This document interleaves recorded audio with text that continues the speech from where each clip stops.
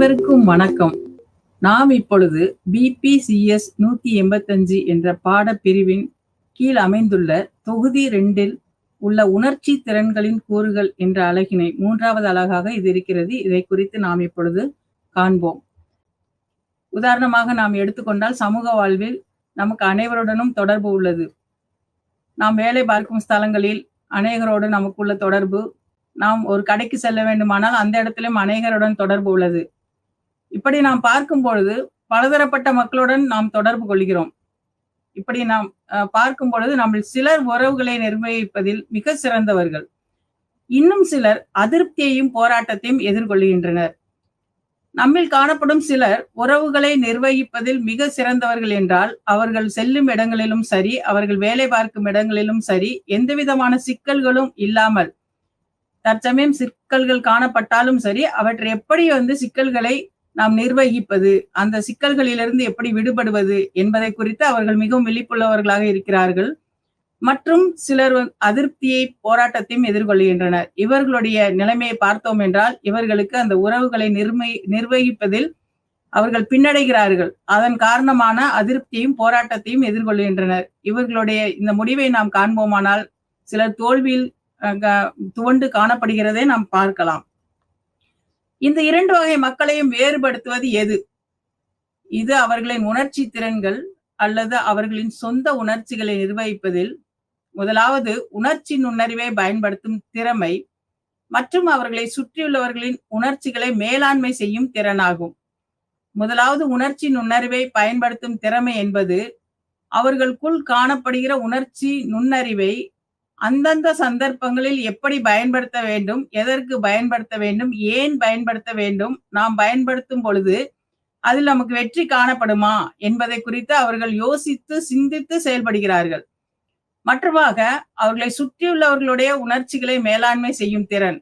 தன்னை சுற்றி காணப்படும் நபர்கள் எப்படிப்பட்டவர்கள், அவர்களுடைய குணநலன்கள் எப்படிப்பட்டது, அவற்றை புரிந்து கொண்டு எப்படி அவர்களோடு தொடர்பு கொள்ள வேண்டும், அவர்களுடைய உணர்ச்சியின் வெளிப்பாடு எத்தன்மை உள்ளது, அதனை எப்படி நிர்வகிக்க வேண்டும் என்பதை அவர்கள் நன்கு அறிந்திருக்கிறார்கள். இந்த 2 வகை மக்களையும் இந்த 2 விதமான பண்புகள் வேறுபடுத்துவதை நாம் பார்க்கிறோம்.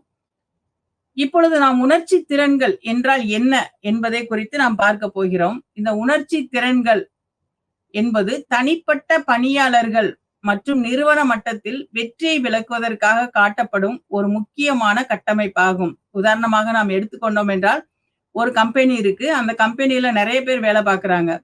அந்த கம்பெனியில ஒரு டாஸ்க் வச்சிருப்பாங்க. இந்த 6 மாதத்துல இந்த ஒரு டாஸ்கை நம்ம கம்ப்ளீட் பண்ணணும். அதற்கு எப்படி எல்லாம் நம்ம அந்த வேலையாட்களை நாம் வேலை வாங்க வேண்டும் அப்படின்ற ஒரு டாஸ்க் வச்சிருப்பாங்க. அந்த டாஸ்கின் அடிப்படையில அந்த உணர்ச்சி மேலாண்மையை கட்டுப்படுத்துவதற்கு அங்குள்ள மேலாளர்கள் அனைவரும் காணப்படுவார்கள். அந்த டாஸ்கை நிறைவேற்றுறதுல ஒவ்வொருவருடனான உறவு எப்படி இருக்கு அப்படின்றத அவங்க சூப்பர்வைஸ் பண்றதுலயும் அந்த மேலாளர் அவருடைய பங்கு மிகவும் முக்கியமானது அப்படின்னு நம்ம பாக்குறோம். இப்படியாக உறவுகளை மேலாண்மை செய்வதும் உறவுகளை நல்ல முறையில் சிறப்பான முறையில் நாம் கொண்டு செல்வதற்கும் இந்த கோல்மன் என்பவர் ஒரு கருத்து நிர்ணயித்திருக்கிறார். அந்த கருத்தின்படி உணர்ச்சி திறன் என்பது உணர்ச்சி நுண்ணறிவை அடிப்படையாக கொண்ட ஒரு கற்றல் திறன்.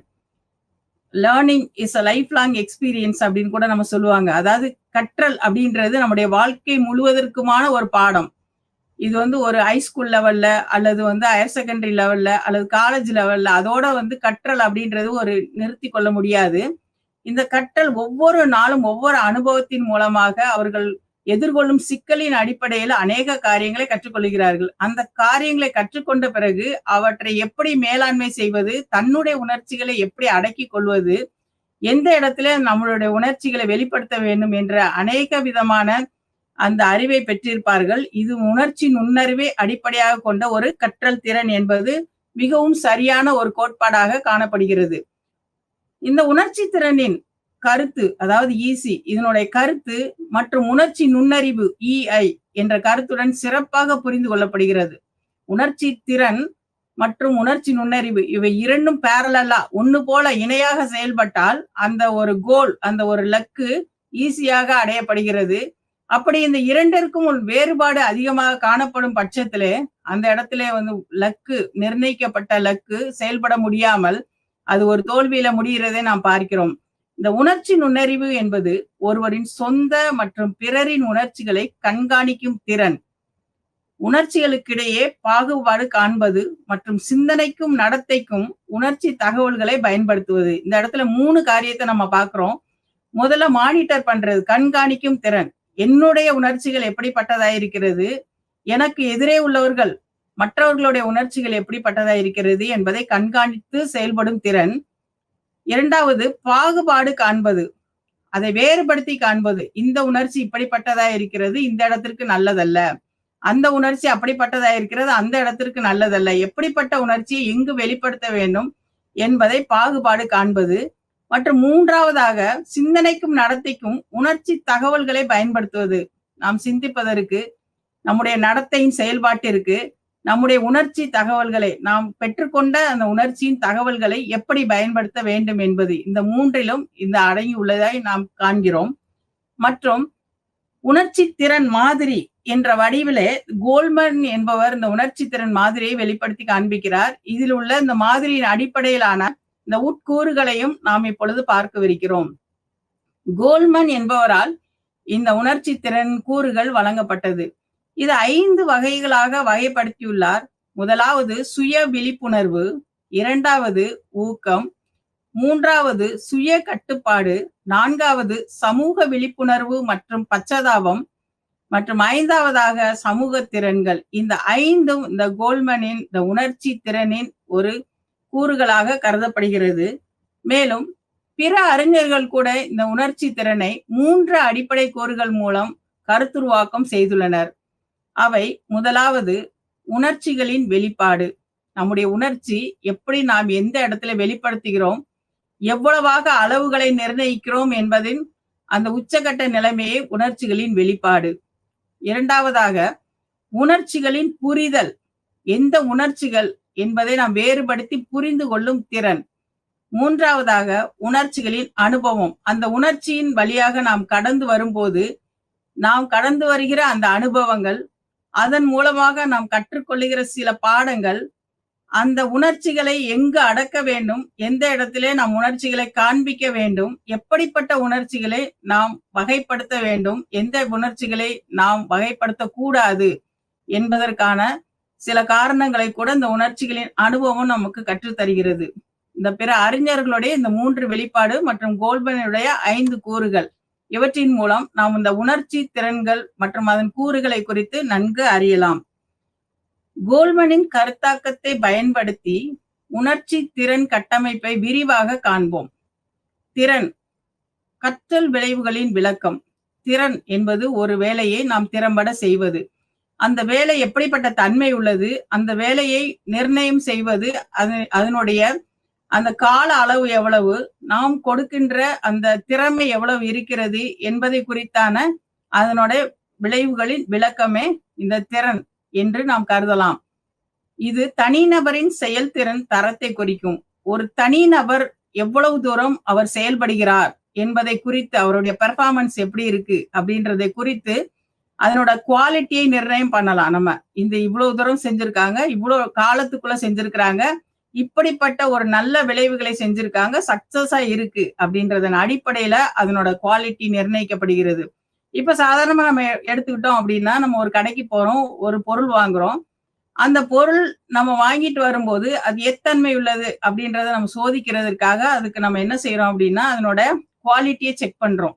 அந்த ISI முத்திரை இருக்கா, FSSI முத்திரை இருக்கா, எல்லாம் அதை சோதிச்சு பார்த்து அந்த தரத்தை நிர்ணயம் செய்து அந்த ஒரு பொருளை நாம வாங்குகிறோம். அதே மாதிரிதான் நம்மளுடைய செயல்திறனும் எப்படிப்பட்டதுன்னு, ஒரு தனி நபர் என்ன செயல்திறனோடு காணப்படுகிறார் அப்படின்றத அவருடைய தரத்தை நிர்ணயம் பண்றது அவர் செய்யும் வேலையை பொறுத்தும், அவர் அதை நிர்ணயிக்கும் காலத்தை பொறுத்தும், அவர் தன்னுடைய உணர்ச்சிகளை வெளிப்படுத்தும் விதத்தை குறிக்கும் அமைந்துள்ளது. அடுத்ததாக தனித்துவ மற்றும் தொழில்சார் சிக்கல்களை தீர்ப்பதில் ஈடுபட்டுள்ள திறன்களின் நுண்ணறிவு திறனை குறிக்கும். இப்ப நம்ம உதாரணமா எடுத்துக்கிட்டோம் அப்படின்னா, ஒரு ஆர்கனைசேஷன் அல்லது ஒரு கம்பெனி அப்படின்னு எடுத்துக்கிட்டா, அந்த கம்பெனி அந்த ஆர்கனைசேஷனோட முழு வெற்றிக்கும் காரணம் அங்கு வேலை பார்க்கிற ஒவ்வொரு பணியாளர்களும் அப்படின்னு சொல்லி நம்ம பார்க்கிறோம்.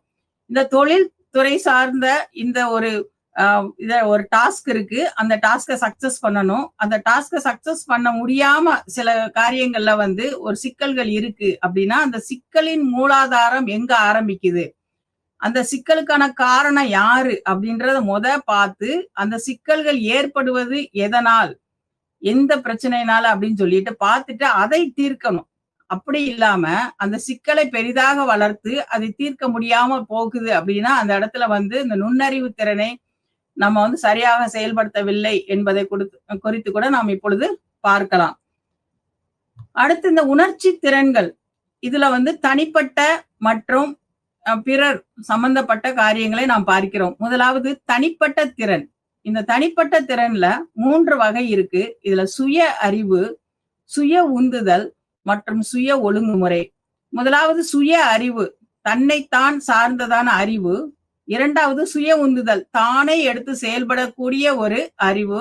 மற்றும் சுய ஒழுங்குமுறை, நமக்கு நாமே நிர்ணயித்துக் கொள்ளக்கூடிய ஒரு ஒழுங்குமுறை. நான் இப்படித்தான் இருக்க வேண்டும், நான் அப்படி இருக்கக்கூடாது என்று நமக்குள்ளே சில கட்டுப்பாடுகளை விதித்து அந்த கட்டுப்பாடுகளின்படி நாம் அந்த கட்டுப்பாடுகளை கைக்கொள்ளும் பொழுது நமக்கு ஏற்படுகிற ஒரு ஒழுங்குமுறை. இதுல 2வது நம்ம பார்க்கிறோம் அப்படின்னா சமூக திறன். முதலாவது தனிப்பட்ட திறன், நமக்கு நாமே விதித்துக் கொள்ளும் ஒரு விதி. 2வதாக சமூகத்தோடு சம்பந்தப்பட்டது. இதுல சமூக விழிப்புணர்வு மற்றும் பச்சாதாபம் மற்றும் சமூக திறன்கள். முதலாவது சமூக விழிப்புணர்வு. இது வந்து சோசியல் அவேர்னஸ் அப்படின்னு நம்ம சொல்லுவோம். இந்த சமூகத்துல காணப்படுகிற அநேக பிரச்சனைகள், சிக்கல்கள். இப்ப சாதாரணமா எடுத்துக்கிட்டோம் அப்படின்னா ஒரு டவுரி சிஸ்டம், வரதட்சணை கொடுமை அப்படின்றது ஒரு சிக்கல். அந்த சிக்கலை எப்படி தீர்ப்பது? இப்ப இது மாதிரி நிறைய சிக்கல்கள் இருக்கு சமூகத்துல நம்ம பார்த்தோம் அப்படின்னா, அதை எப்படி வந்து கையாளுவது? அதை எப்படி நம்ம வந்து கடைபிடிக்க வேண்டும்? இந்த சமூகத்துல இந்த மாதிரி சிக்கல் இருந்தா அதை தீர்க்கும் வழி என்ன? அப்படின்றத பார்க்கிறது. அடுத்ததாக நம்ம பார்க்கும்போது சமூக திறன்கள். இதன் அடிப்படையில வர்றது அநேக திறன்கள் இருக்கு. நம்ம வந்து மற்றவர்களோடு தொடர்பு கொள்ளும் திறன், மற்றவர்களை எப்படி நம்ம வந்து ஒரு வளர்ச்சிக்கு நேரா கொண்டு போறது அப்படின்ற அநேக காரியங்கள் கூட அதுல இருக்கிறத நம்ம பார்க்கிறோம். இப்ப நம்ம ஃபர்ஸ்ட் நம்ம பார்க்கிறோம் அப்படின்னா சுய விழிப்புணர்வு. முதலாவது நம்ம பார்த்தோம் தனிப்பட்ட திறன். அந்த தனிப்பட்ட திறனின் அடிப்படையில வர்றதுதான் அந்த சுய விழிப்புணர்வு என்ற உட்கூறு. இந்த உட்கூறுல முதலாவது சுய விழிப்புணர்வு என்பது பிற திறன்களை உருவாக்குவதற்கான அடிப்படை திறனாகும். இதுதான் வந்து ஒரு பேசிக். ஒரு கட்டடம் இருக்கு. அந்த கட்டடத்துக்கு வந்து பேஸ் மட்டம் வந்து ரொம்ப கரெக்டா இருக்கணும். அந்த கட்டடத்துக்கு பேஸ் வந்து கட்டடத்துக்கு அநேக பிரச்சனைகள் வரும். அதே மாதிரி இப்ப நம்ம பார்த்தோம் அப்படின்னா சுய விழிப்புணர்வு என்பது இந்த மற்ற திறன்கள், அந்த உட்கூறுகள் எல்லாத்தோட ஒரு பேஸ் அப்படின்னு சொல்லி பார்க்கிறோம். நம்மை நாமே குறித்ததான ஒரு விழிப்புணர்வு. நம்ம யாரு? நம்ம எப்படிப்பட்ட குணத்தோட நம்ம காணப்படுகிறோம்? நம்ம என்னென்ன குணங்களை நம்ம இடத்துல வந்து மாற்றணும்? என்னென்ன குணங்களை வளர்த்து கொள்ளணும்? அப்படின்ற அநேகத்தை நம்ம வளர்த்து கொண்டு அதை உருவாக்குவதற்கான அடிப்படை திறன் தான் அந்த சுய விழிப்புணர்வு. எந்த இடத்துல நம்ம எப்படி செயல்படுறோம்? நம்மை நாமே குறித்ததான ஒரு எச்சரிக்கையோட எந்த இடத்துல நம்ம காணப்படணும் அப்படின்றத அந்த சுய விழிப்புணர்வு என்பது நமக்கு காண்பிக்கிறது. இந்த சுய விழிப்புணர்வு கூட இதனோட உட்கூறுகள்ல முதலாவது உணர்ச்சி விழிப்புணர்வு. இந்த சுய விழிப்புணர்வின் உட்கூறுகள்ல முதலாவது வர்றது உணர்ச்சி விழிப்புணர்வு. நம்ம எமோஷனல் அவேர்னஸ் சொல்லுவோம். அதாவது நம்ம காட்டுகிற ஒரு உணர்ச்சி, நம்ம எந்த இடத்துல எப்படிப்பட்ட உணர்ச்சியை காமிச்சிரோம், அந்த இடத்துல கோபத்தையா அல்லது எரிச்சலையா அல்லது ஒரு மகிழ்ச்சியவா அல்லது ஒரு ஆச்சரியத்தையா அப்படின்றத நம்ம யோசிக்கணும். எந்த இடத்துல எப்படிப்பட்ட உணர்ச்சிகளை நாம காண்பிக்கிறோம். உதாரணமாக நாம எடுத்துக்கொண்டோம் அப்படின்னா, இப்போ ஒரு விருந்து நிகழ்ச்சிக்கு நம்ம செல்லுகிறோம். அந்த விருந்து நிகழ்ச்சியில நம்ம பார்த்தோம் அப்படின்னா எல்லாருமே ரொம்ப சந்தோஷமா இருப்பாங்க, மகிழ்ச்சியா இருப்பாங்க. அப்ப அந்த இடத்துல நம்ம வந்து இந்த உணர்ச்சி விழிப்புணர்வோடு இருந்தோம் அப்படின்னா நம்ம சந்தோஷத்தை பகிர்ந்து கொள்வோம். அதே சமயம் இந்த உணர்ச்சி விழிப்புணர்வு நம்ம மத்தியில இல்ல அப்படின்னா நம்ம என்ன செய்வோம்னா எப்பேற்பட்ட ஒரு சந்தோஷமான சூழ்நிலையிலும் கூட நம்ம ஒரு அமைதியா இருப்போம். அப்ப என்ன அர்த்தம் அப்படின்னா அங்க ஏதோ சிக்கல் இருக்கு. நம்முடைய உணர்ச்சியை கையாளுவதிலும், நம்மளுடைய உணர்ச்சியை நாம் வளர்ப்பதிலும், நம்முடைய உணர்ச்சியை பயன்படுத்துவதிலும், நம்முடைய உணர்ச்சியை மேலாண்மை செய்வதிலும் அங்க ஏதோ சிக்கல் இருக்கு அப்படின்றத கூட நம்ம புரிஞ்சுக்கலாம். 2வதாக நம்ம பார்க்கிறோம் துல்லியமான சுய மதிப்பீடு. நம்ம யார் அப்படின்றத எக்ஸாக்டா நம்ம என்ன செய்யறது அப்படின்னா நம்ம எவாலுவேட் பண்றது, மதிப்பீடு செய்யறது. நம்ம யாரு, நம்மளுடைய அளவு தரம் எவ்வளவு, நம்மளுடைய நிர்ணயம் எவ்வளவு, நம்மளுடைய குணங்களின் அடிப்படையிலான ஒரு தன்மை எவ்வளவு அப்படின்றத நமக்கு நாமே மதிப்பீடு செய்யறது. 3வது தன்னம்பிக்கை.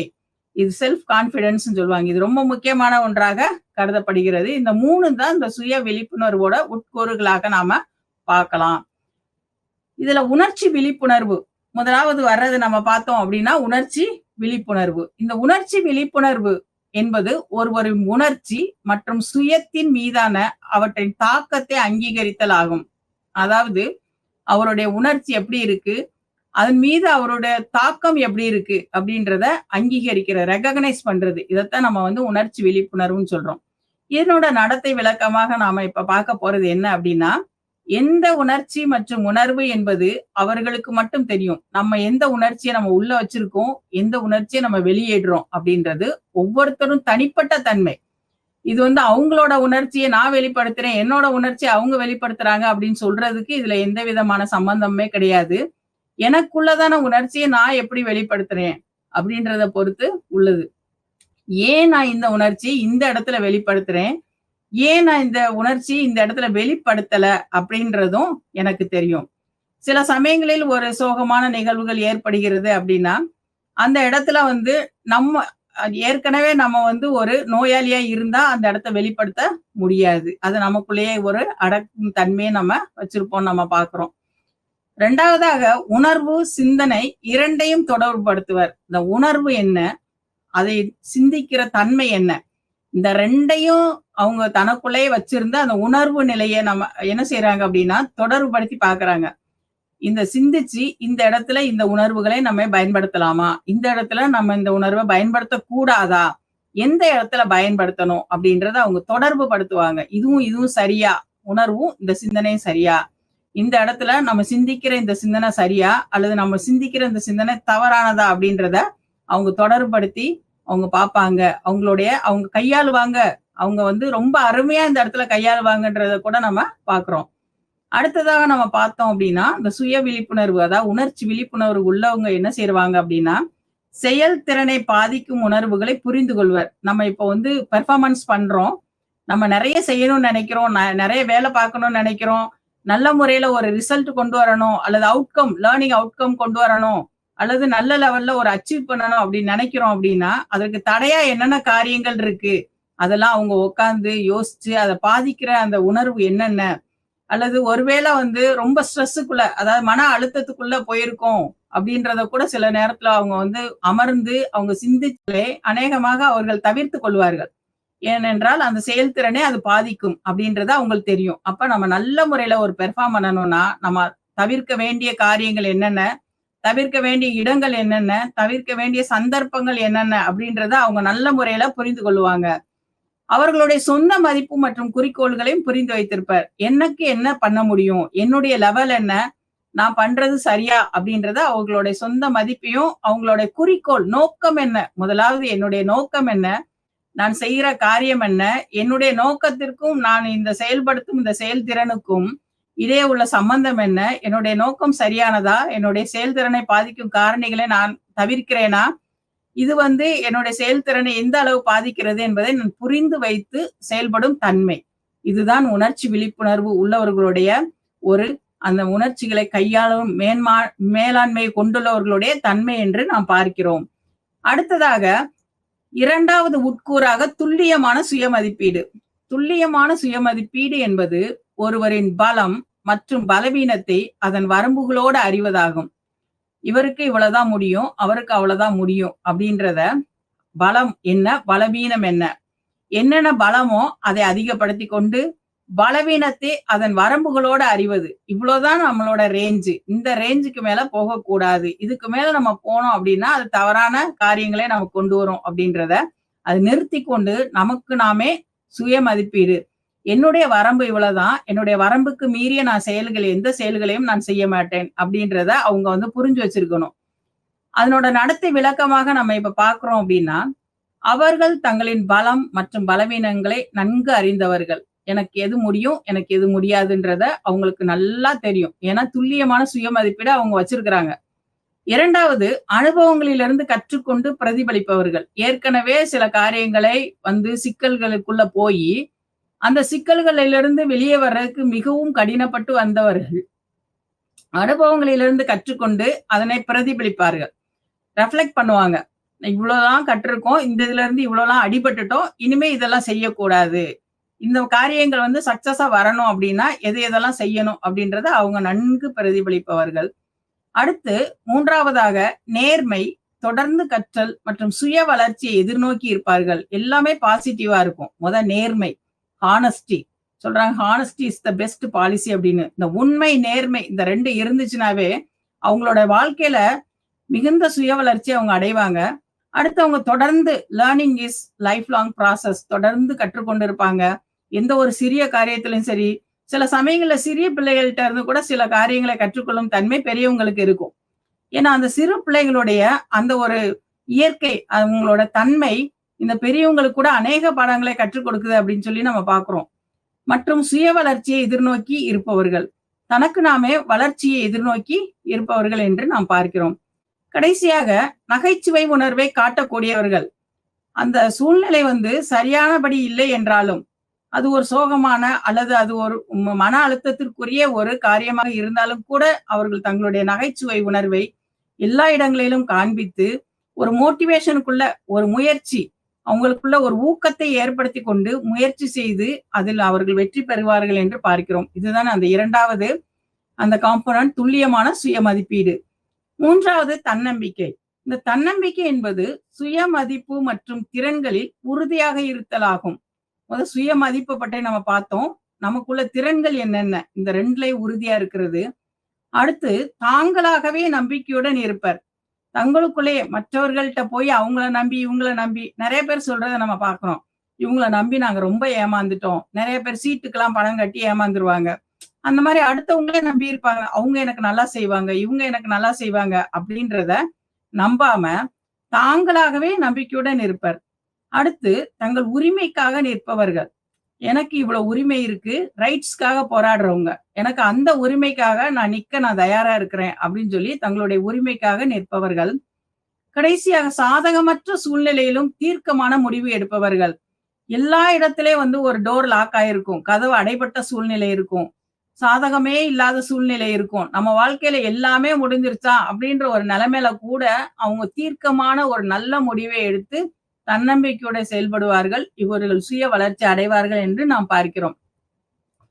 சுய ஊக்கம் அடுத்த கூறு நம்ம பார்க்க போனோம் அப்படின்னா சுய ஊக்கம். இந்த சுய ஊக்கம் என்பது உணர்ச்சி திறனின் பின்னணியில் உணர்ச்சிகளின் அனுபவத்தையும் அதன் வெளிப்பாட்டையும் திறம்பட நிர்வகிப்பதன் மூலம் தான் இலக்கை நோக்கி செல்வதை குறிக்கிறது.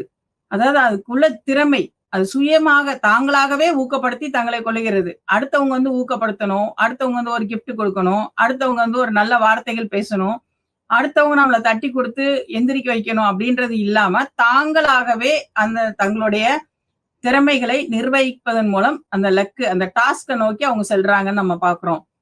இதற்கு 4 துணைக்கூறுகள் உள்ளன. இந்த 4 துணைக்கூறுகள் என்னன்னு நம்ம பார்த்தோம் அப்படின்னா, சாதனை உந்துதல், அர்ப்பணிப்பு, முயற்சி தொடங்க நிலை, உகந்த சூழ்நிலை.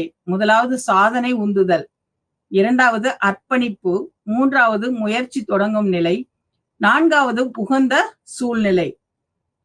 இப்போ இந்த சுய ஊக்கத்துல சாதனை உந்துதலை மட்டும் நம்ம இப்ப எடுத்து பார்ப்போம். இதனோட நடத்தை விளக்கம் என்ன அப்படின்னு பார்த்தோம்னா, நோக்கம் சார்ந்த முடிவு. நான் இந்த நோக்கத்தை வச்சிருக்கேன், இந்த நோக்கம் கண்டிப்பாக நிறைவேறும், அதுல நான் உறுதியா இருக்கேன் அப்படின்ற ஒரு முடிவு எடுக்கிறது. அடுத்ததாக தரத்தை பூர்த்தி செய்வது. நான் என்ன குவாலிட்டி இருக்கேன், அந்த குவாலிட்டியை நான் வந்து கம்ப்ளீட் பண்ணணும். என்னோட குவாலிட்டி இதுதான், ஹையஸ்ட் குவாலிட்டியை நான் கொண்டு வரணும் அப்படின்னு சொல்லி அதை பூர்த்தி செய்வது. அடுத்து சவாலான இலக்குகளை அமைத்தல், சேலஞ்சஸ், அதாவது சவாலான இலக்குகளை நம்ம முன்னாடி வச்சுக்கிட்டு அதை எப்படி நம்ம அடையணும் அப்படின்னு நினைக்கிறது.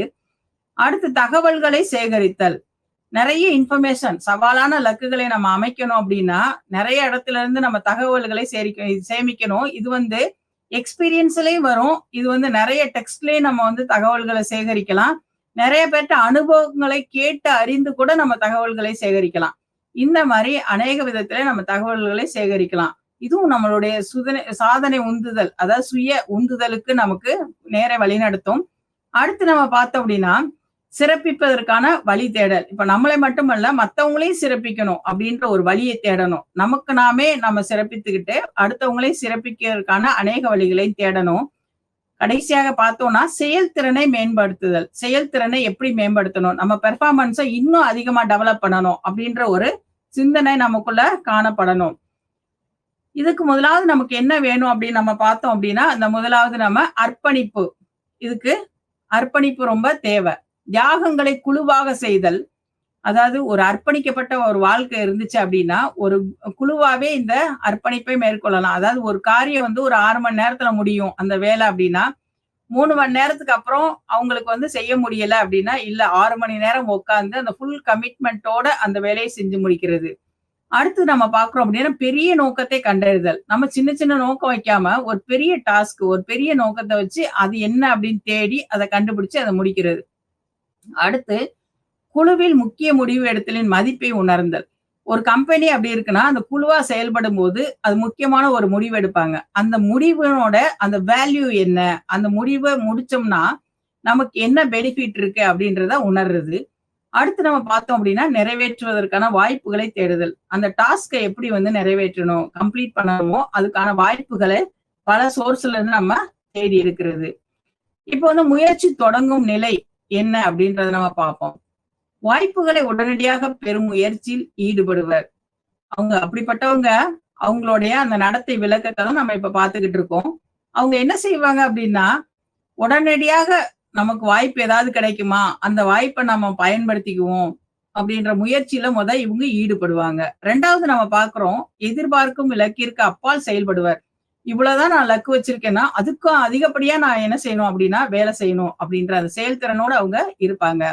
அடுத்து தேவைக்கு ஏற்ப எல்லையை கடக்கும் முயல்வர். எனக்கு வேணும் அப்படின்றதுக்காக அவங்க என்ன செய்வாங்க அப்படின்னா, எவ்வளவு நேரம்னாலும் அவங்க வந்து தங்களுடைய செயல்திறனை மேம்படுத்துவதற்கும் அவர்கள் முயல்வர்.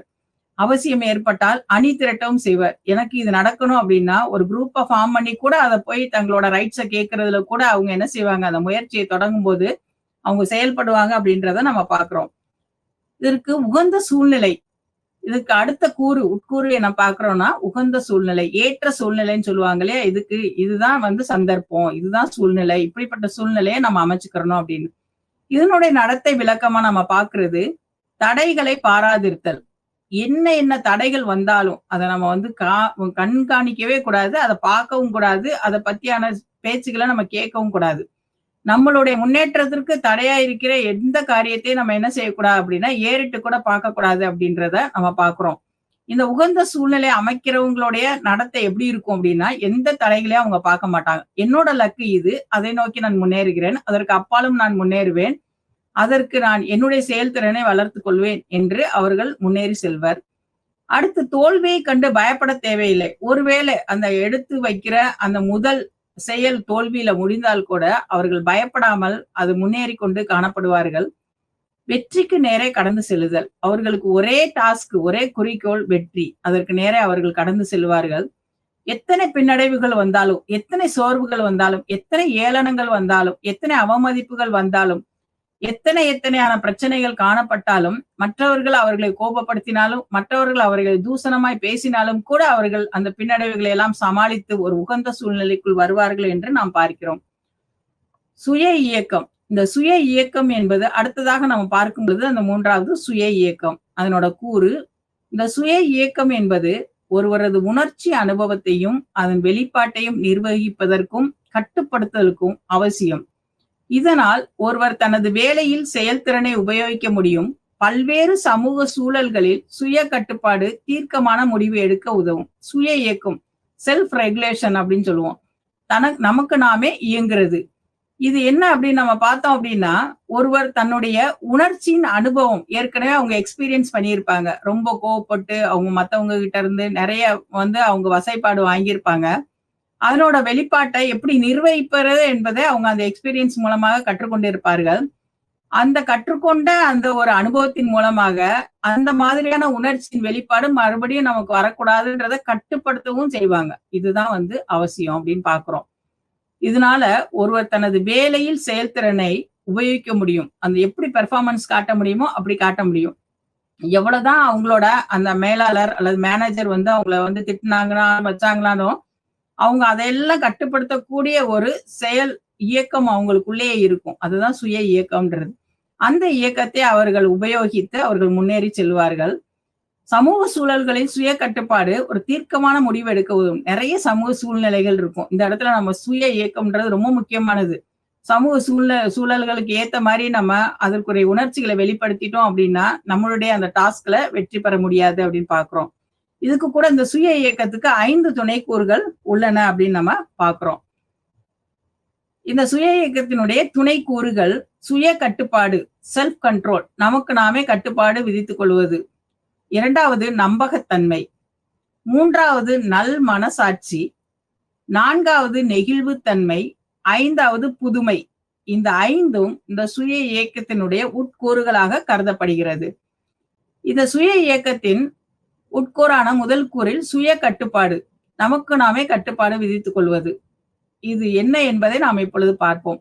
சுய கட்டுப்பாடு என்பது சீர்குலைக்கும் உணர்ச்சிகள் மற்றும் தூண்டுதல்களை நிர்வகித்தல். சில உணர்ச்சிகள் நம்மளுடைய வேலையை செய்ய முடியாதபடி செயல்திறனை மட்டுப்படுத்தக்கூடிய அந்த வேலைகளிலே நாம் எப்படி அவைகளை நிர்வகித்தல் என்பதை குறித்து இந்த சுய கட்டுப்பாடு நமக்கு விளக்குகிறது.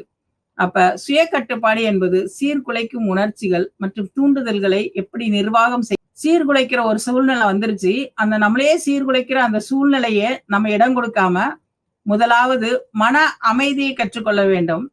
2வது நேர்மறை சிந்தனை உடையவர்களாய் இருக்க வேண்டும். 3வது தெளிவான சிந்தனை இருக்க வேண்டும்.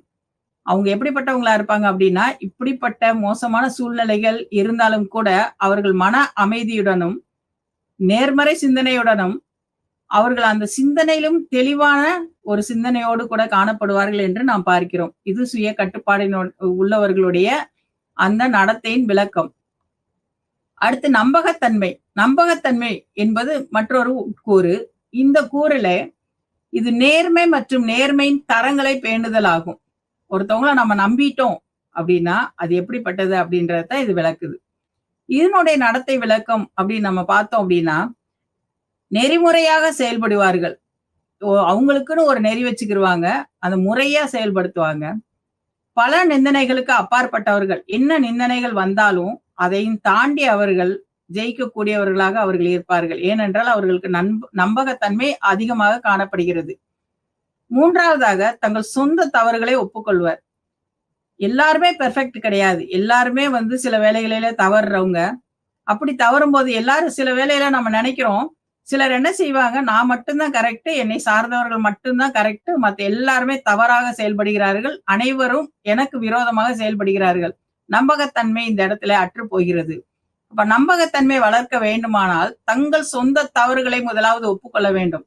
அப்ப நம்பகத்தன்மை உள்ளவங்க தங்களுடைய சொந்த தவறுகளை ஒப்புக்கொண்டுட்டு அந்த தவறை மறுபடியும் நான் செய்ய மாட்டேன் அப்படின்னு சொல்லிட்டு அவங்க மனதுல உறுதியோட காணப்பட்டு எல்லாரும் அப்பதான் என்னை நம்புவாங்கன்ற ஒரு முடிவுக்கு வரும்போது நிச்சயமாகவே அந்த இடத்துல ஒரு நம்பகத்தன்மை காணப்படும். அவர்கள் எடுக்கும் ஒவ்வொரு முயற்சியும் வெற்றியோடு காணப்படும். அப்படி இல்லாத பட்சத்துல ஒருத்தவங்களை நம்பல அப்படின்னா அந்த நம்பிக்கை, அதைத்தான் சந்தேகம்னு சொல்றாங்க. நம்பாம இருக்கிறதுக்கு பேர் சந்தேகம். ஒரு சந்தேகப்பட்டுட்டா அநேக பிரச்சனைகள் வந்துருது நம்ம பாக்குறோம். அப்ப நம்பகத்தன்மைன்றது ரொம்ப முக்கியமானது. இந்த மத்தவங்கள நம்பாத ஒரு தன்மை அப்படின்றது அவங்க தங்களுக்குள்ளே தவறு செய்யறாங்க அப்படின்னு அர்த்தம். அந்த தவறுகளை ஒப்புக்கொண்டு திருத்திக் கொள்வது இந்த நம்பகத்தன்மைக்கு நேரே வழிநடத்தும் அப்படின்றத நம்ம பாக்குறோம். அடுத்து நல் மனசாட்சி. அதான் மனசாட்சின்னு சொல்லுவோம். நம்மளுடைய மனசாட்சி, அவங்களுக்கு மனசாட்சியே இல்லையா அப்படின்னு நம்ம சொல்றத கூட சிலர் கேள்விப்பட்டிருப்போம். இவங்களுக்கு மனசாட்சி இருக்கா, மனசாட்சி இல்லையா அப்படின்றது.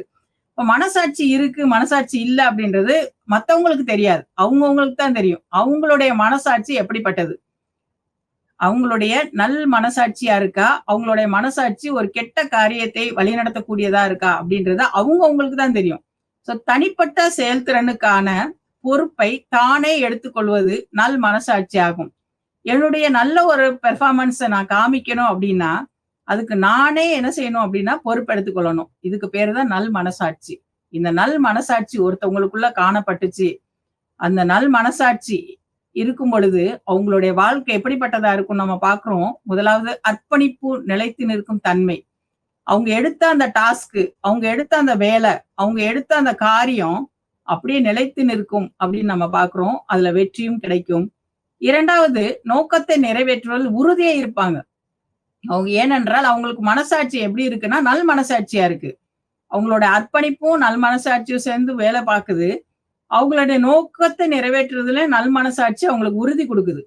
அடுத்ததாக தனது வேலையில் கவனமாய் இருப்பாங்க. அதாவது ஒருவரும் குறை சொல்லாதபடி தங்களுடைய வேலையில அவங்க ரொம்ப கவனமா இருப்பாங்க. நம்ம இந்த வேலையை செஞ்சா சரியா இருக்குமா? இந்த வேலை செஞ்சா தவறா இருக்குமா? நம்ம வேலையில எந்த விதமான ஒரு ஃபால்ட்டும் வரக்கூடாது. எந்த விதமான ஒரு தவறும் நேரக்கூடாது அப்படின்றதுல ரொம்ப கவனமா இருப்பாங்க. அப்படி இல்லாத பட்சத்துல தான் நெறைய நம்ம பார்க்குறோம். சில சின்ன ஒரு லீக்கேஜ் கூட ஒரு பெரிய ஃபேக்டரிய கூட அழிச்சு போட்டுருது. ஒரு சின்ன காரியத்த நம்ம ஒரு பில்டிங் கட்டும்போது கவனிக்கல அப்படின்னா, அந்த பில்டிங்கையுமே பாழாக்கிருது.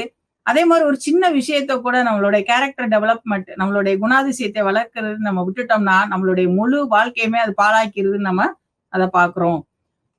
அடுத்ததாக நெகிழ்வுத்தன்மை, ஃப்ளெக்சிபிலிட்டின்னு சொல்லுவோம். இந்த நெகிழ்வுத்தன்மைன்ற உட்கூறுல நம்ம பார்த்தோம் அப்படின்னா, மாற்றத்தை கையாள்வதில் நெகிழ்வுத்தன்மை என்பது மிக முக்கியமான ஒரு பண்பாகும்.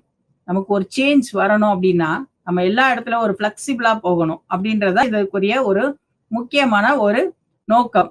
அப்ப அந்த ஃப்ளெக்சிபிலிட்டி வளைந்து கொடுக்கும் தன்மை ஒருத்தவங்களுக்கு இருந்துச்சு அப்படின்னா, அவங்க எல்லா இடத்துலயுமே போய் சக்சஸ் பண்ணுவாங்க அப்படின்னு நம்ம பார்க்கிறோம். ஒருத்தவங்களுக்கு வளைந்து கொடுக்கக்கூடிய ஒரு தன்மை இருந்துச்சு அப்படின்னா, எப்படிப்பட்ட சூழ்நிலையிலும் சரி, எந்த ஒரு காரியம்னாலும் சரி, அவங்களுடைய அந்த வளைந்து கொடுக்கும் பண்பின் மூலமாக பெரிய பெரிய ஒரு அச்சீவ்மென்ட்டுக்குள்ள அவங்க போயிருவாங்கன்னு நம்ம பார்க்கிறோம். இதுல முதலாவது நம்ம பார்த்தா அவங்களுடைய தன்மை, என்னோட அந்த நடத்தின் விளக்கமாக பல்வேறுபட்ட செயல்பாடுகளில் மென்மையான போக்கு. எதையுமே ஒரு ரஃப்பா ஹேண்டில் பண்ண மாட்டாங்க. எப்படிப்பட்ட ஒரு கடினமான சூழ்நிலைனாலும் சரி, ஒரு கடினமான காரியம்னாலும் சரி, அவங்க கையாள்ற அந்த போக்கு எப்படி இருக்கும் அப்படின்னா, மென்மையா இருக்கும். ஏன்னா, அதே காரியத்த மென்மையா செஞ்சாலும் சரியான முறையில செய்ய முடியும். ஆனா, அதே காரியத்த கடுமையா செய்யும் பொழுது, அந்த தோல்வியில முடியும்னு நம்ம பார்க்கிறோம். 2வது அவங்க அந்த ஒரு நெகிழ்வுத்தன்மை உள்ளவங்களுடைய அந்த குணநலம் எப்படி இருக்கும்னா, சூழ்நிலைக்கு ஏற்ப நெகிழும் தன்மை. இப்ப என்ன சூழ்நிலையோ, அதுக்கேற்ற வளைந்து கொடுக்கும் தன்மை. வீட்ல என்ன சூழ்நிலையோ, அதுக்கேற்ற வளைந்து கொடுக்கும் தன்மை. சமூகத்துல என்ன சூழ்நிலையோ, அதற்கேற்ற வளைந்து கொடுக்கும் தன்மை. சமுதாயத்துல அவங்க பார்க்கிற ஒவ்வொருவர்கிட்டயும் அவங்க நெகிழும் தன்மையை அவர்கள் வெளிப்படுத்துவார்கள். அடுத்து நம்ம பார்த்தோம்னா, 3வதாக எந்த ஒரு சந்தர்ப்பத்திலும் வளைந்து நெளிந்து கொடுக்கும் வகையில் செயல்படுதல். அவங்களுக்கு அதுக்காக ஒரு ரிவார்ட் என்ன இருக்கும் அப்படின்னு பார்த்தா, அவங்களோட செயல்திறன் முக்கியமாக வெற்றியை நோக்கி கடந்து செல்லும் அப்படின்னு பார்க்கிறோம். அப்ப நெகிழ்வு தன்மைன்றது ரொம்ப முக்கியமான ஒரு அதனோட கூறாக கருதப்படுகிறது. அடுத்து புதுமை. புதுமை அப்படின்னு நம்ம பார்க்கும்போது எல்லாருக்கும் நமக்கு ரொம்ப பிடித்தமான ஒன்று புதுமை. எல்லாத்துலயும் புதுமை. இப்ப இந்த மாடர்னைசேஷன் அப்படின்றதுல எல்லாமே புதுமையா வந்துருச்சு. எல்லா காரியமும் புதுசு புதுசா வந்ததுனால புதிய யோசனைகள் மற்றும் புதிய தகவல்களுடன் திறந்த மனப்பான்மையுடன் மற்றும் வசதியாக இருப்பதுதான் புதுமை அப்படின்னு நம்ம சொல்றோம். முதலாவது பல்வேறு மூலங்களிலிருந்து புதிய யோசனைகளை தேடுபவர்கள் பிரச்சனைக்கான அசல் தீர்வு காண்பவர்களாக கருதப்படுகிறார்கள். ஃபர்ஸ்ட் பல்வேறு மூலங்கள்ல இருந்து அவங்க யோசனைகளை தேடி கண்டுபிடிப்பாங்க. இவங்க எப்படி இருப்பாங்க அப்படின்னா, ஏன் அந்த மாதிரி தேடுறாங்கன்னா, பிரச்சனைக்கான அசல் எக்ஸாக்ட் தீர்வை அவங்க காணக்கூடியவங்களா இருப்பாங்க. ஏன்னா அவங்க ஒரு இதை மட்டும் நம்ப மாட்டாங்க. அவங்க என்ன செய்வாங்க அப்படின்னா, பல காரியங்களை இன்ஃபர்மேஷன் எல்லாம் கேதர் பண்ணி அவங்க என்ன செய்வாங்க, அதற்கான தீர்வை சரியாக சொல்லக்கூடியவர்களா இருப்பாங்க. புதிய யோசனைகளை கொண்டு வருவாங்க. இப்படி செஞ்சா நல்லா இருக்கும், அப்படி செஞ்சா நல்லா இருக்கும். ஏதோ ஒரு கம்பெனி ஒரு லாஸ்ல போச்சு அப்படின்னா, அதுக்கு யாராவது கவுன்சிலர் போடுவாங்க. அவங்க புதிய யோசனைகளை சொல்லுவாங்க. அந்த கம்பெனி என்ன செய்யும் அப்படின்னா, அது மென்மேலும் உயரக்கூடியதா இருக்கும். அப்படி நம்ம இப்ப கூட நம்ம சமுதாயத்துல நிறைய பாக்குறோம். நம்ம சமூகத்துல நம்ம பார்த்தோம் அப்படின்னா, நிறைய கம்பெனி லாஸ் ஆயிருது. சிலருடைய யோசனை கேட்டு மறுபடியும் அவங்க என்ன செய்யறாங்க அப்படின்னா, அவங்க அந்த கம்பெனியை மறுபடியுமாக கட்டக்கூடியவர்களா இருக்காங்க. தங்களின் யோசனைகளில் புதிய முயற்சி செய்வார்கள். அவங்களோட யோசனையில கூட ஒரு புதிய முயற்சி செய்யறவங்களா கூட அவங்க காணப்படுவாங்க. அடுத்து நம்ம இப்ப பார்த்தோம் அப்படின்னா, சமூக விழிப்புணர்வு. இந்த சமூக விழிப்புணர்வு என்ற இந்த கூறின் அடிப்படையில நம்ம கீழே பார்த்தோம் அப்படின்னா, உணர்ச்சி திறனின் ஒரு அங்கமாக சமூக விழிப்புணர்வு என்பது உள்ளது. நம்மளோட உணர்ச்சி திறனோட தனியா சமூக விழிப்புணர்வை பிரிக்க முடியாது. ஏன்னா நம்மளுடைய உணர்ச்சியை வெளிப்படுத்தக்கூடிய இடமே சமூகம் தான் நம்ம பாக்குறோம். நம்ம தனியா உணர்ச்சியை ஒரு ரூமுக்குள்ள நம்ம வெளிப்படுத்திட்டு எல்லாம் இருக்க முடியாது. நம்ம பழகுறவங்ககிட்ட, நம்ம பேசுறவங்ககிட்ட, நம்ம வேலை பார்க்கறவங்க கிட்ட எல்லா இடத்துலயும் தான் நம்ம என்ன செய்யணும்னா நம்மளுடைய உணர்ச்சிகளை வெளிப்படுத்தணும். இதற்கான ஒரு உட்கூறுகளாக 5 கூறுகளை நம்ம பார்க்கிறோம். அதுல நம்ம பார்த்தோம் அப்படின்னா, பட்சதாபம். அடுத்து 2வது சேவை நோக்கு நிலை. 3வது மற்றவர்களை வளர்ப்பது. 4வது பன்முகத்தன்மை மேம்படுத்துதல். 5வது அரசியல் விழிப்புணர்வு. இந்த 5ம் தான் நமக்கு இந்த சமூக விழிப்புணர்வா நமக்கு இந்த இடத்துல காணப்படுது. இந்த சமூக விழிப்புணர்வை எப்படி நம்ம வளர்க்கணும் அப்படின்றத அடுத்து நம்ம பார்ப்போம். அந்த உட்கூறுகளை ஒவ்வொன்னா கூட இப்ப நம்ம பார்க்கலாம். முதலாவது பச்சாதாபம். மற்றவர்களின் உணர்வு மற்றும் முன்னோக்கை உணர்ந்து அவர்களின் செயலில் ஆர்வம் காட்டுதல். உணர்ச்சிகரமான குறிப்புகளில் கவனம். இவங்களோட நடத்தை விளக்கம் என்ன அப்படின்னு நம்ம பார்த்தோம் அப்படின்னா, இந்த பச்சாதாபத்துக்கு முதலாவது விளக்கம் நம்ம பார்த்தோம் அப்படின்னா, என்னுடைய உணர்வு அப்படின்னு இல்லாம மற்றவர்களுடைய உணர்வு. ஒருத்தவங்க ஏதோ கஷ்டத்துல இருக்கிறாங்க. அவங்களோட கஷ்டமான நிலைமைக்கு நம்ம போய் அந்த இடத்துல நம்ம வச்சு பார்க்கிறதுதான் இந்த பச்சாதாபம். அதை உணர்ந்து அவங்க செயல்ல ஆர்வம் காட்டுவாங்க. என்ன அடுத்து செய்யணும் அப்படின்றதுல. உதாரணம் நம்ம பார்த்தோம் அப்படின்னா, ஒரு இடத்துல பஞ்சம் ஆயிருது. அந்த பஞ்சத்துல எல்லாரும் ரொம்ப கஷ்டப்படுறாங்க. உணவு இல்லாம கஷ்டப்படுறாங்க. அப்போ அந்த இடத்துல ஒரு பணக்காரர் போறாரு. போய் பார்க்கிறாரு. சிறு குழந்தைகள் எல்லாம் கூட சாப்பாடு இல்லாம ரொம்ப அழுது கஷ்டப்படுது. அத பார்க்கும்போது அந்த சிறு பிள்ளைகளுடைய நிலைமையில இவர் இறங்கி அவங்களுக்கான உதவிகளை நிறைய செய்யறாரு. அதுதான் செயலில் ஆர்வம் காட்டுதலை குறிக்குது. அப்ப செய்யும் பொழுது அவருடைய அந்த பச்சதாபம் ஃபுல்ஃபில் ஆகுது. அதாவது இன்றைக்கு நம்ம பார்த்தோம் அப்படின்னா, அநேகர் அவங்களுக்கு ஏதாவது செய்யணும் மத்தவங்க அப்படின்னு நினைக்கிறாங்க. ஆனா, மத்தவங்களுக்கு நம்ம என்ன செஞ்சோம் அப்படின்றத அவங்க நினைக்கிறது இல்ல. மத்தவங்களுக்கு நம்ம என்ன நமக்கு அவங்க என்ன செய்யணும்னு நினைக்கிறாங்களோ, அத மத்தவங்களுக்கு நம்ம செஞ்சிரணும் அப்படின்றத அந்த பச்சதாபம் நமக்கு உணர்த்துறதா இருக்கு. இதுல முதலாவது நம்ம பார்த்தோம் அப்படின்னா, இந்த உணர்ச்சிகரமான குறிப்புகளில கவனத்தோட அவங்க இருப்பாங்க. இதுதான் நடத்தை விளக்கமா கருதப்படுது. ஃபர்ஸ்ட் உணர்ச்சிகரமான குறிப்பு. என்னென்ன உணர்ச்சிகள் அப்படின்ற அந்த குறிப்புகள்ல கவனமா இருப்பாங்க. ஒருத்தவங்க லேசா அவங்களோட உணர்ச்சி இப்படி வெளிப்படுத்திட்டாங்களா? அழுகுறாங்களா? அவங்களோட சோகத்தை வெளிப்படுத்துறாங்களா? என்ன தேவை? என்ன அப்படின்றத ரொம்ப கவனத்தோட இருப்பாங்க. ஒரு சின்ன சின்ன விஷயங்கள் கூட அவங்களுக்கு அந்த கவனத்தை ஈர்க்கும். 2வது உணர்திறன் காட்டுதல். அந்த உணர்ச்சி திறனை வெளிக்காட்டுறாங்க, எக்ஸ்பிரஸ் பண்றாங்க. 3வது மற்றவர்களின் பார்வைகளை புரிந்து கொள்றாங்க. இவங்க என்னை இப்படி பார்க்கறாங்க. அப்ப அதுக்கு ஏத்த மாதிரி நான் எப்படி நடந்துக்கிறணும் அப்படின்றத அவங்க மற்றவர்களுடைய பார்வையில இருந்து புரிஞ்சுக்கிறாங்க. அவங்க நம்மள மேல பரிவிரக்கம் பண்றாங்களா? நம்ம அதே மாதிரி அவங்களுக்கும் பரிவிரக்கம் பண்ணணும் அப்படின்ற ஒரு ஆபத்துல உதவி செய்யறாங்களா? அவங்களுடைய ஹெல்ப் இருக்கா? அப்படின்றது. அதே மாதிரி நம்மளும் அவங்களுக்கு அந்த உதவிகளை செய்யணும் அப்படின்ற ஒரு சூழ்நிலை. அடுத்து மற்றவர்களின் தேவைகள் மற்றும் உணர்வுகளை எதிர்பார்ப்பது, அங்கீகரிப்பது. மற்றவங்களுக்கு என்ன தேவை அப்படின்றத பார்க்கணும். அத ரெகக்னைஸ் பண்ணணும். அதே மாதிரி எனக்கு என்ன தேவை அப்படின்றத மத்தவங்க பார்த்து அதை செய்யணும்னு நிறைய பேர் இன்னைக்கு நினைக்கிறாங்க. ஆனா மத்தவங்களோட தேவை என்ன? அவங்களுடைய உணர்வுகளை காயப்படுத்துறாங்களா? அவங்களுடைய உணர்வுகள் எப்படி சீரழியுது? அவங்களுக்கும் உணர்வு இருக்கு அப்படின்றத மத்தவங்க புரிந்துகிட்டு அதை அங்கீகரிப்பதைத்தான் இந்த இடத்துல நம்ம பார்க்கிறோம். அடுத்து நம்ம பார்க்கிற அந்த கூறு என்னன்னு பார்த்தோம்னா, சேவை நோக்கு நிலை. மற்றவர்களுக்கு ஒரு சேவை செய்யறது. இது மற்றவர்களின் தேவைகள் மற்றும் உணர்வுகளை எதிர்பார்ப்பது, அங்கீகரிப்பது மற்றும் சந்திப்பதின் அடிப்படையில் உதவுதல். இது பொதுப்படையான இந்த சோசியல் அவேர்னஸ்ல நம்ம பார்க்கிறோம். சேவை நோக்கு நிலை. மற்றவர்களுக்கு சேவை செய்யறது. நிறைய ஒரு ஆர்ஃபனேஜ் அது இதெல்லாம் வச்சு நிறைய ஹோம்ஸ் எல்லாம் இது பண்ணி அவங்களோட தேவைகள், இந்த வயதானவங்க எல்லாம் நம்ம பார்க்கிறோம். இன்னைக்கு அநேக முதியோர் இல்லம் தான் நிறைய ப்ரொடியூஸ் ஆயிருச்சு. அந்த முதியோர் இல்லத்துல உள்ளவங்களோட தேவைகள் என்ன? அவர்கள் உணர்வுகள் என்ன? அவங்களுக்கு என்ன வேணும்? அநேகர் அந்த பெற்றோர்களை கொண்டு முதியோர் இல்லத்துல கொண்டு விட்டுறாங்க. அவங்களுடைய பென்ஷனை இவங்க வாங்கிக்கிறாங்க. அந்த மாதிரி வாங்கிக்கிட்டு அவங்கள முதியோர் இல்லத்துல விட்டுட்டு, அந்த முதியோர் இல்லத்திலையும் கூட அவங்கள கண்காணிக்கிறது இல்ல. அப்ப சேவை நோக்கு நிலை உள்ள சிலர் என்ன செய்யறாங்க அப்படின்னா, அங்க போய் அவங்களுடைய தேவையை சந்திச்சு, அவங்கள உணர்வுகளை மதித்து அவங்களோட பேசி, அவங்களுடைய எதிர்பார்ப்பு என்ன? அவங்க என்ன நினைக்கிறாங்க? நம்மள அங்கீகரிக்கிறாங்களான்னு அதன் அடிப்படையில அவங்க என்ன செய்யறாங்க அப்படின்னா, உதவி செய்யறாங்கன்னு நம்ம பார்க்கிறோம். இதான் சேவை நோக்கு நிலை அப்படின்ற ஒரு கூறு கீழே வருது. மற்றவர்களை வளர்ப்பது. இது ஒரு உட்கூறு.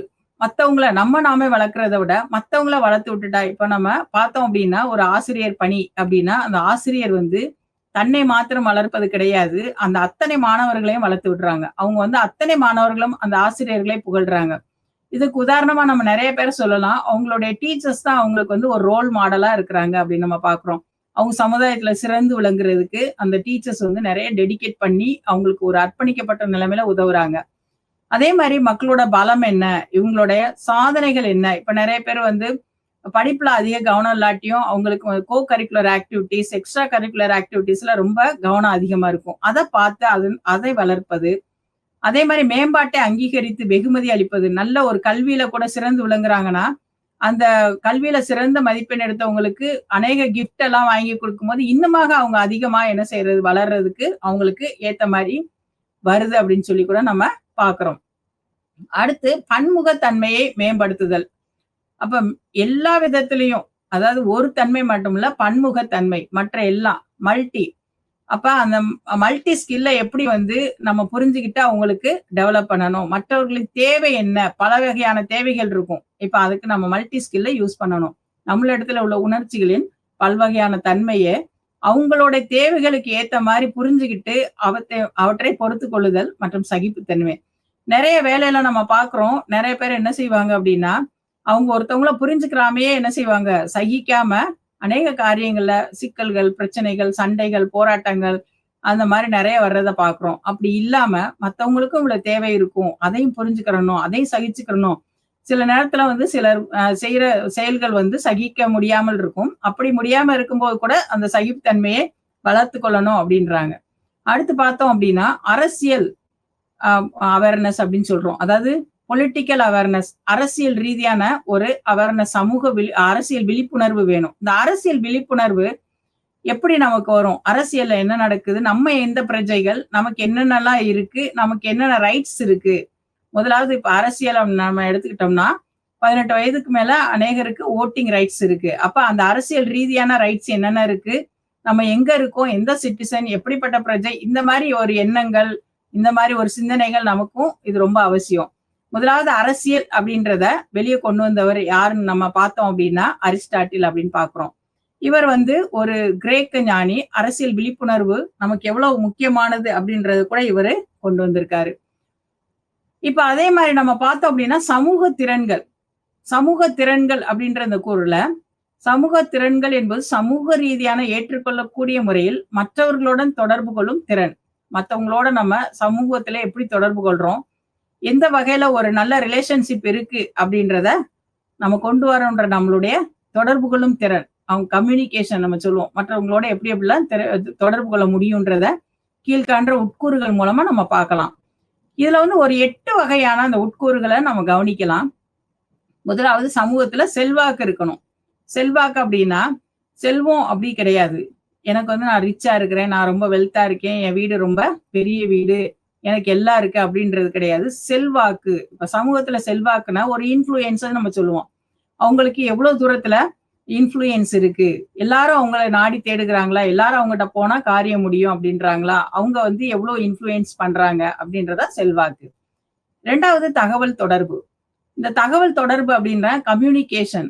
அதாவது கம்யூனிகேஷன்னா நம்ம ஒருத்தவங்க மற்றவங்களோட தகவல்களை பரிமாறும் ஒரு தன்மையைத்தான் நம்ம தகவல் தொடர்புன்றோம். என்கிட்ட இருக்க சில செய்திகளை மற்றவர்களுக்கு நான் கொண்டு செல்வது.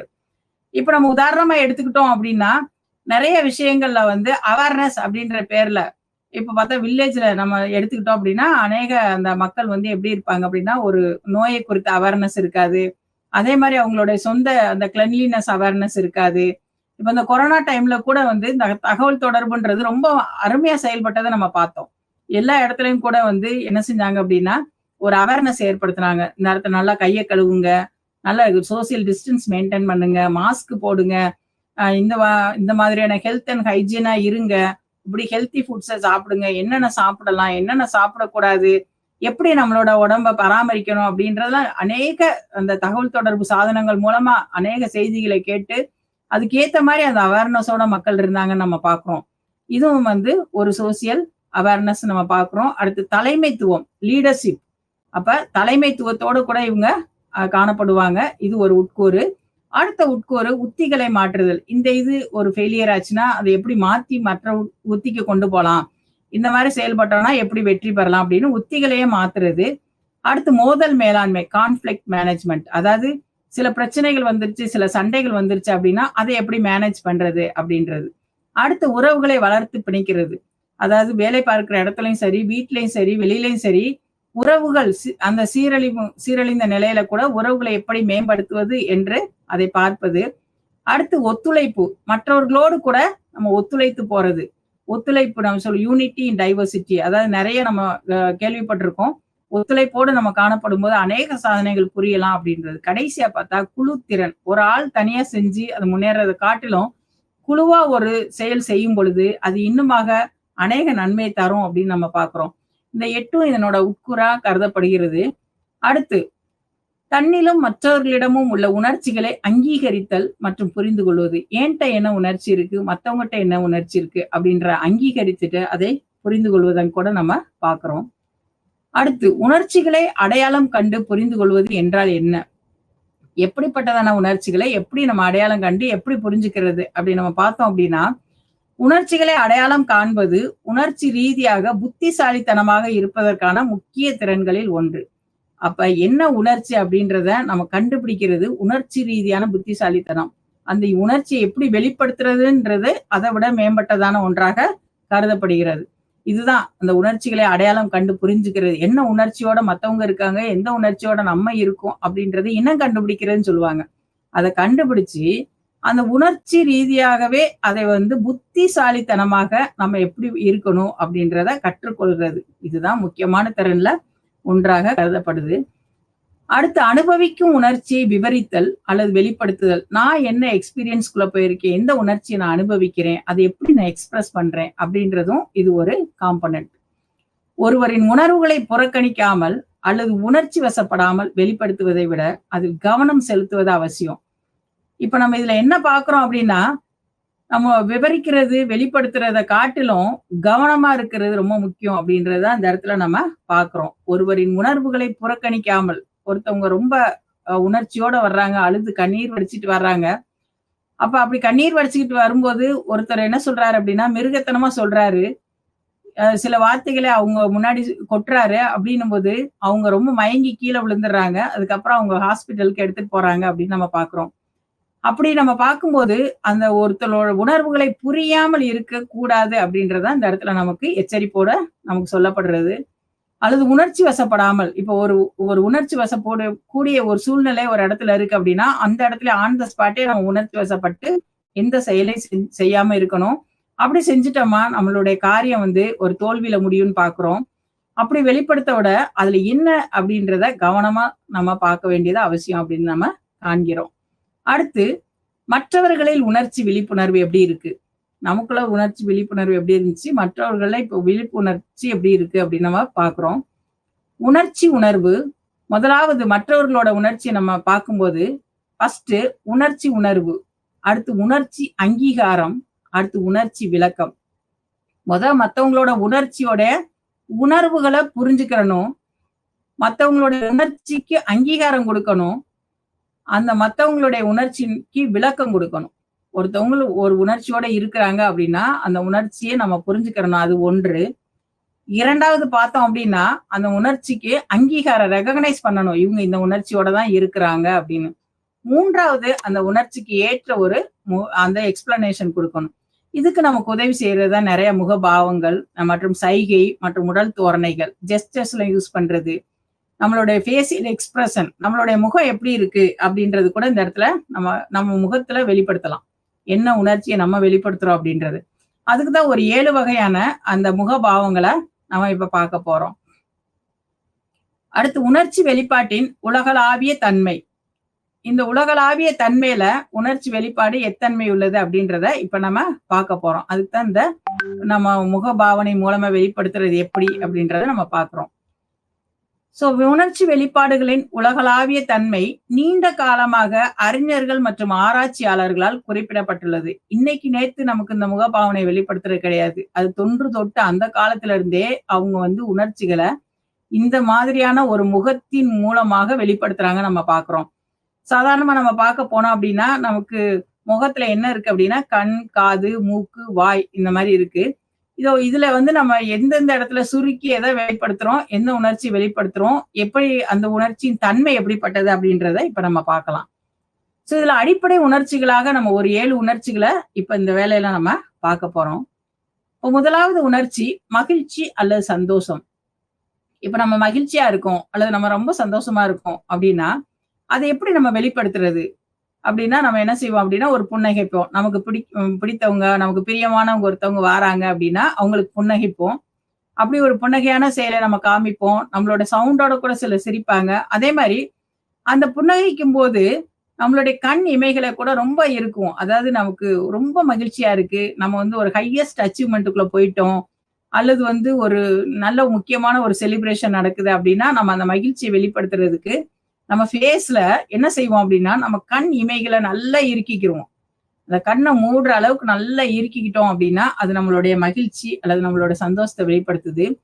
புன்னகையும் கூட நம்ம அந்த உதட்டுல என்ன செய்வோம், உதட மூடிக்கிட்டு ஒரு சின்ன ஒரு ஒரு ஸ்மைல் பண்ணுவோம். அது கூட நம்மளுடைய ஃபேஸ்ல இருந்து வெளிப்படுத்துது. நம்ம ஒரு அக்செப்டன்ஸோட இருக்கோம் அந்த இடத்துல அப்படின்றத. அடுத்ததாக ஆச்சரியம். 2வது நம்ம பார்த்தோம் அப்படின்னா, ஆச்சரியம். நம்ம இந்த ஆச்சரியப்படும்போது என்ன பண்றோம் அப்படின்னா, நம்மளுடைய புருவங்கள வளைத்து நம்மளுடைய கண்கள என்ன செய்றோம் அப்படின்னா, அகலமா திறக்கிறோம், மேல கூடி திறக்கிறோம். அப்படி திறந்து பார்க்கும்போது நம்மளுடைய அந்த கண்கள்ல வெண்மையா வெளிப்படும்.